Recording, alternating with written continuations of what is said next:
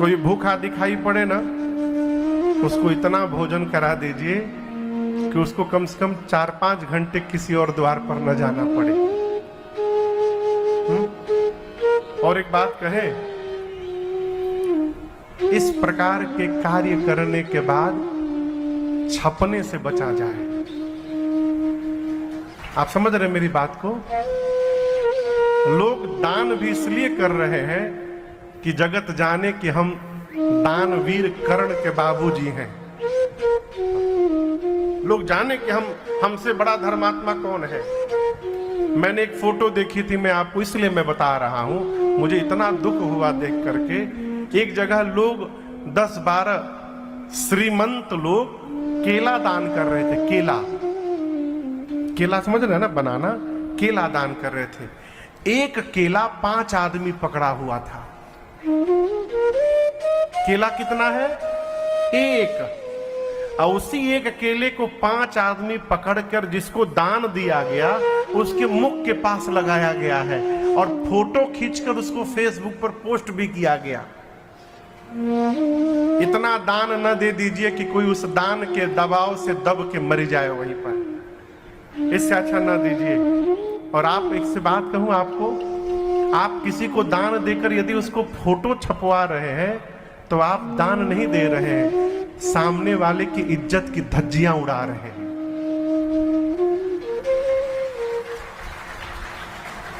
जीवन में कब किसकी स्थिति परिस्थिति करवट ले जाए हो कोई नहीं जानता। यदि वो दान ले रहा है तो उसके जीवन की स्थिति वैसी हुई होगी कि उसको मजबूरन लेना पड़ रहा है। और आप जगत में बता रहे हैं कि देखिए इनकी हालत बिगड़ गई है, हम इनको दान दे रहे हैं। इस प्रकार के कर्म से अच्छा है न किया जाए। दान दीजिए। कहा गया है कि दाहिना हाथ दे तो बाएं हाथ को न पता चले। वर्तमान में क्या है, आदमी देता बाद में है, प्रचार पहले हो जाता है।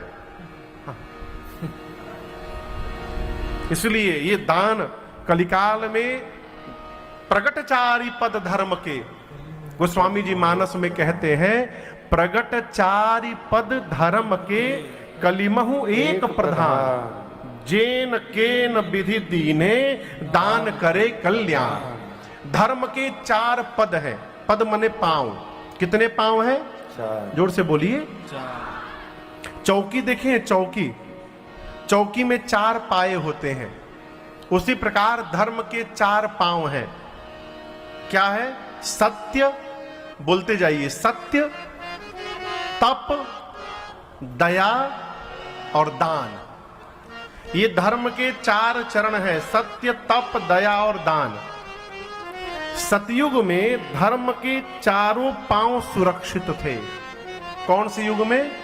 सतयुग में धर्म के चारों पांव थे। सत्य भी था उस समय, सतयुग था।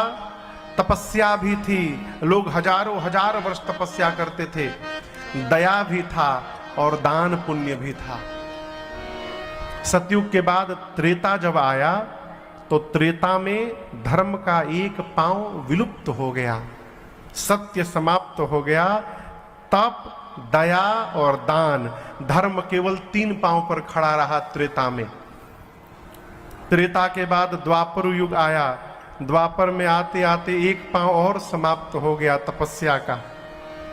सत्य तप समाप्त हो गए, दया और दान बचा रहा। अभी हम और आप जिस युग में है ये कलयुग है। कलिकाल में गोस्वामी जी कहते हैं, प्रगट 4 पद धर्म के परंतु कलिमहु एक प्रधान। कलिकाल में केवल एक ही प्रधान पांव बचा है। क्या? दान।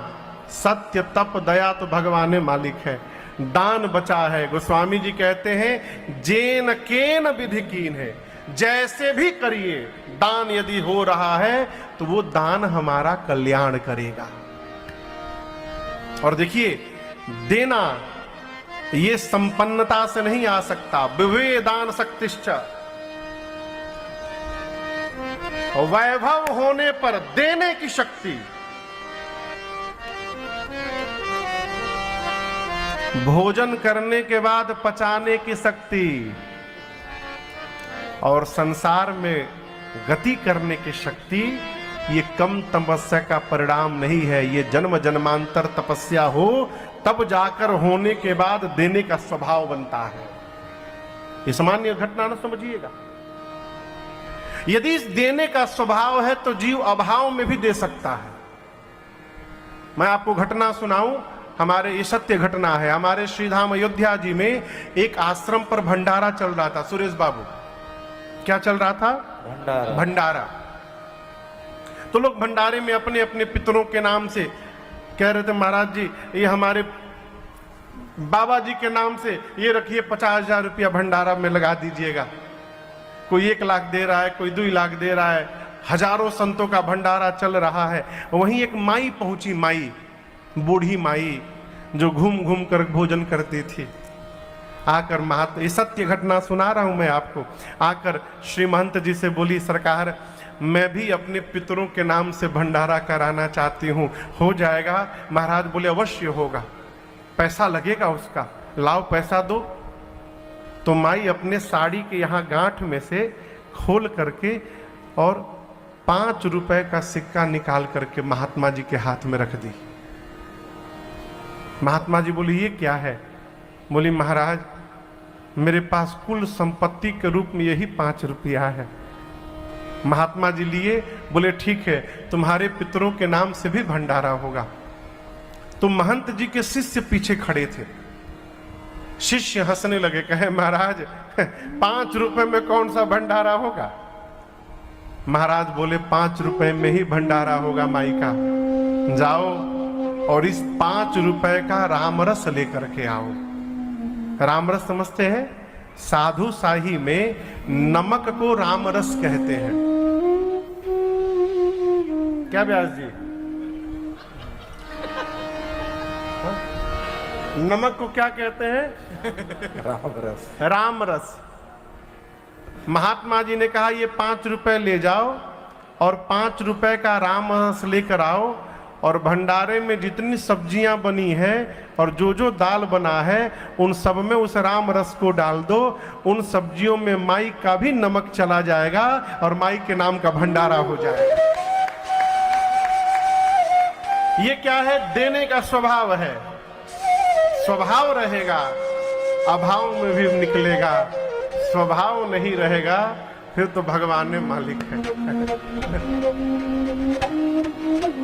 और देखिए जो जितना दबा के रखता है भगवान उसके लिए ऐसी व्यवस्था बनाते हैं, एक ही झटके में निकल जाते हैं। एक ही झटके में। एक सेठ जी थे,